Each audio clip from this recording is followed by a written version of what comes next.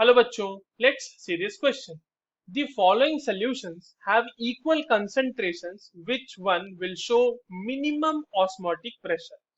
Option है हमारे पास चार अलग अलग दिए हुए हैं कंपाउंड्स है ना, उनके लिए हमें बताना है कि मिनिमम ऑस्मोटिक प्रेशर किसके लिए ऑब्जर्व होगा।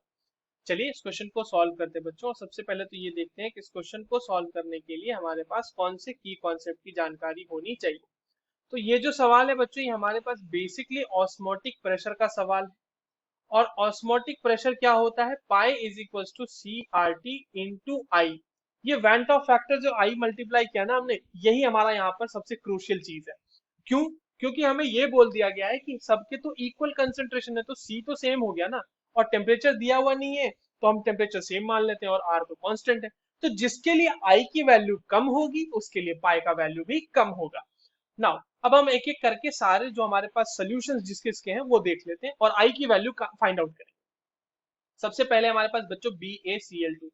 देखिए हम ऐसा कर रहे हैं, इसको कंसिडर कर रहे हैं। देखिए आई क्या होगा कि आई होगा number of moles after dissociation, number of particles, और number of moles after dissociation divided by number of moles initially taken.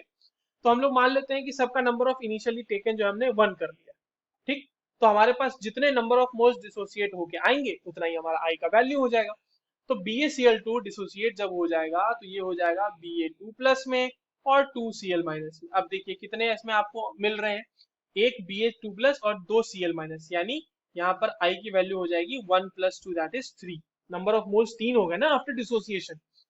तो ये हो गया इसके लिए 3। दूसरा देखते हैं क्या है, AgNO3।